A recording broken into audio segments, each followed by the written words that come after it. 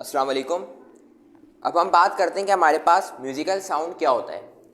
अब हम बात करेंगे कि हमारे पास म्यूज़िकल साउंड क्या होता है और उसके ऊपर जो फैक्टर्स हमारे पास अफेक्ट करते हैं उसके बारे में आज हम इंशाल्लाह ताला बात करेंगे। तो सबसे पहले बात कर लेते हैं हम कि हमारे पास म्यूज़िकल साउंड क्या होता है। अगर मैं आपसे पूछूं तो आप लोग बोलोगे सर जो वॉइस साउंड जो म्यूज़िक प्रोड्यूस करता हूँ उसे हम म्यूज़िकल साउंड कहेंगे।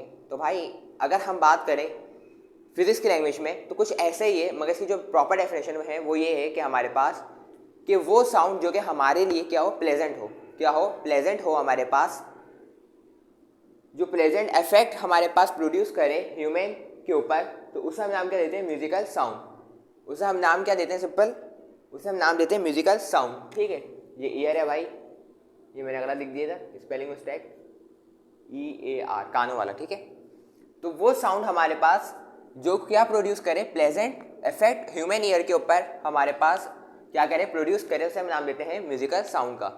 जैसे कि हमारे पास आप लोग सॉन्ग सुनते हो तो उसमें क्या होता है, आप लोगों को, आप लोग एंजॉय करते हो, आप लोग को क्या महसूस होता है, आप लोग खुश होते हो भाई, सिंपल सी बात है। ठीक है, तो उससे आप लोग क्या हो रहे हो, हिचकिचा नहीं रहे, आप लोगों को मज़ा आ रहा है। तो वो हमारे पास साउंड जो कि आपके मूड को क्या करे, अच्छा करे, प्लेजेंट करे, उसे हम नाम देते हैं सिंपल म्यूजिकल साउंड का। प्लेजेंट का मतलब ऐसे होता है हमारे पास खुशगवार, यानी कि आपके मूड को क्या करे भाई, सिंपल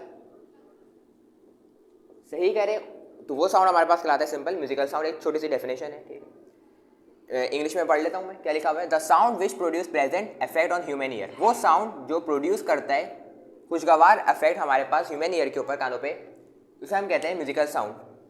अच्छा, अगर मैं आपसे बोलूँ इसका अपोजिट क्या होगा, तो इसका अपोजिट हमारे पास होता है नॉइस। क्या होता है हमारे पास, नॉइस होता है, यानी कि नॉइस साउंड। ठीक है, अगर मैं बोलूँ, अभी तो प्लेजेंट हो गया हमारे पास इफेक्ट, ठीक है, ह्यूमन ईयर पे, अगर मैं बोलूँ अनप्लेजेंट हमारे पास इफेक्ट हो रहा है ह्यूमन ईयर पे, तो वो क्या होगा, सिंपल उसे कहेंगे नॉइस, यानी शोर फालतू का। जैसे हॉर्न होता है हमारे पास कार्स का, बाइक का, अगर वो ज़्यादा बजाते रहें तो क्या होगा, हमें हमें बहुत बुरा लगेगा, हम बोलेंगे भाई क्या हो गया है, फालतू में बजा रहे हैं। तो इससे क्या होगा, हम लोग अनप्लेजेंट फील करेंगे। तो वो जो साउंड हमारे पास कहलाता है वो कौन सा कहलाता है, नॉइस साउंड हमारे पास कहलाता है।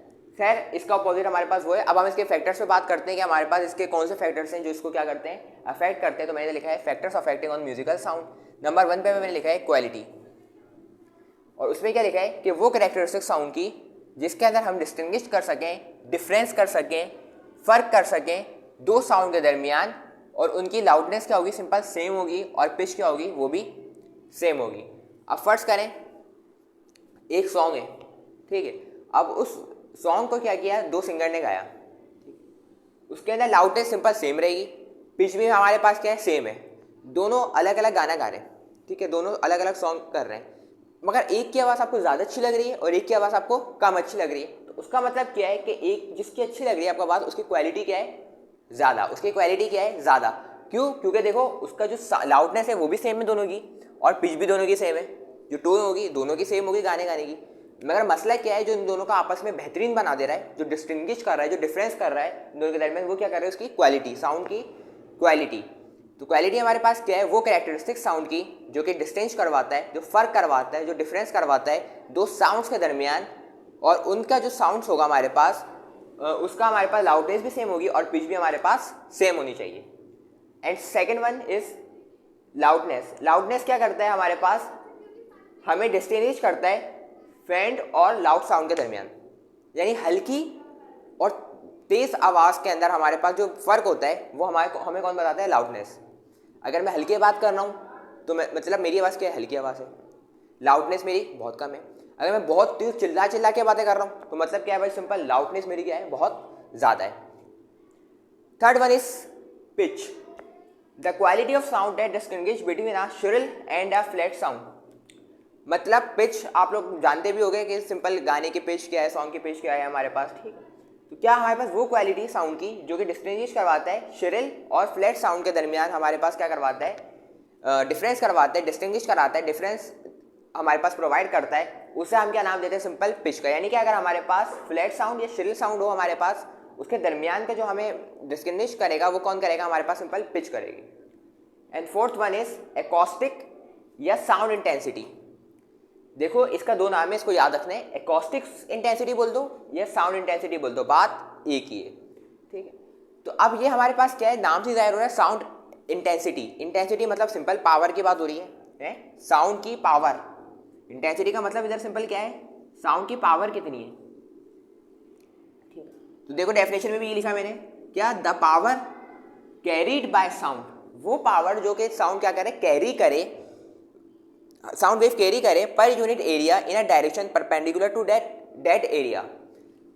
तो वो हमारे पास क्या कहलाता है, सिंपल साउंड इंटेंसिटी कहलाता है। यानी कि फर्स्ट करो ये साउंड वेव्स है, ये साउंड वेव जा रही है, ठीक है, और मैंने ये किससे टकरा रही है, फर्स्ट करो ये एरिया है, इसका एरिया कितना है, पर यूनिट एरिया। कितना एरिया हमारे पास, सिंपल इसका जो एरिया है हमारे पास वो कितना है, पर यूनिट एरिया, ठीक है।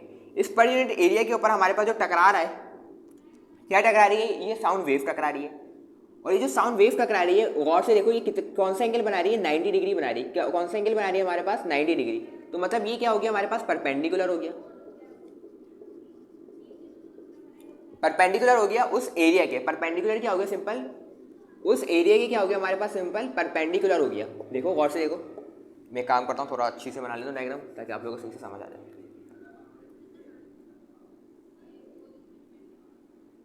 ये वॉल है,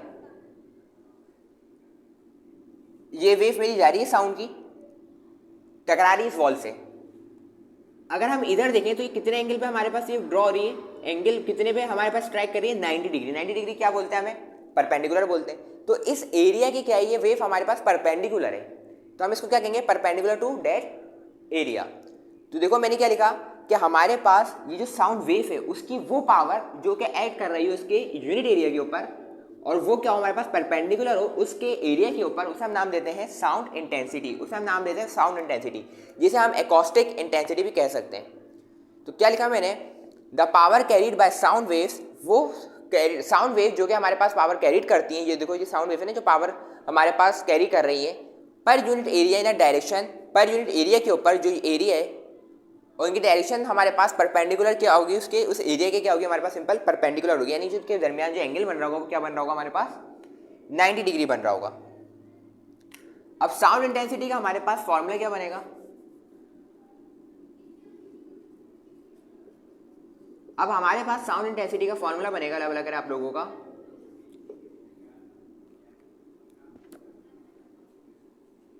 पावर अपॉन एरिया। क्या बनेगा हमारे पास, पावर अपॉन एरिया। अब पावर का यूनिट क्या होता है,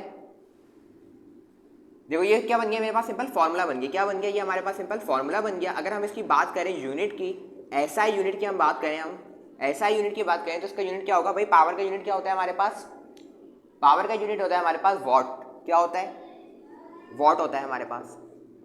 और एरिया का हमारे पास यूनिट क्या होता है, एरिया का यूनिट हमारे पास क्या होता है भाई, मीटर स्क्वायर। तो एरिया का यूनिट में लिख लिया मीटर स्क्वायर। तो हमारे पास साउंड इंटेंसिटी या एकॉस्टिक इंटेंसिटी का जो यूनिट होगा, ऐसा यूनिट, वो क्या होगा हमारे पास, सिंपल वॉट पर मीटर स्क्वायर, वॉट पर मीटर स्क्वायर। तो इस तरीके से हमने 4 कैरेक्टरिस्टिक्स पढ़ी या फैक्टर्स पढ़े जो कि अफेक्ट करते हैं किस पे, म्यूजिकल साउंड के ऊपर। तो हमने क्या पढ़ा सबसे पहले कि म्यूजिकल साउंड क्या होता है, वो साउंड जो कि क्या करे, जो हमारे पास प्लेजेंट अफेक्ट ह्यूमन ईयर के ऊपर प्रोड्यूस करने से हम नाम देते हैं म्यूजिकल साउंड का। इसका अपोजिट बिल्कुल ही नॉइस साउंड है। अब हमने फैक्टर्स पढ़े, पहला क्या है हमारे पास, क्वालिटी है। क्वालिटी क्या है, वो कैरेक्टरिस्टिक साउंड की जो जिसमें हम क्या कर सकें, डिस्टिंग्विश कर सकें, डिफरेंस कर सकें दो साउंड्स के दरमियान, और उनके लाउडनेस भी सेम हो जबकि पिच भी सेम हो। फिर हमने पढ़ा लाउडनेस क्या होता है। लाउडनेस क्या करता है हमारे पास वो लेवल बताता है कि हमारे पास जो साउंड है वो किस लेवल का है, या तो उसकी लाउडनेस कम है या उसकी लाउडनेस बहुत ज़्यादा है। वो हमारे पास क्या बताता है, सिंपल उसका लाउडनेस बताता है। पिच क्या होती है हमारे पास, वो क्वालिटी साउंड की जो डिस्टिंग्विश करती है हमारे पास श्रिल या फ्लैट साउंड के दरमियान। एकॉस्टिक या साउंड इंटेंसिटी क्या होता है हमारे पास, सिंपल इंटेंसिटी से जाहिर हो रहा है कि पावर की बात हो रही है, यानी साउंड की पावर की बात हो रही है। तो वो पावर हमारे पास जो कि कैरीड करती है साउंड वेव्स पर यूनिट एरिया के ऊपर, उनकी डायरेक्शन क्या होती है, परपेंडिकुलर टू दैट एरिया। जैसे कि अगर ये वेव जा रही है, देखो कुछ ना कुछ पावर इसकी होगी, जैसे इससे टकरा रही है तो इस एरिया पे टकरा रही है, और इस एरिया के ऊपर जो टकरा रही है वो कितने एंगल से बना रही है, 90 डिग्री।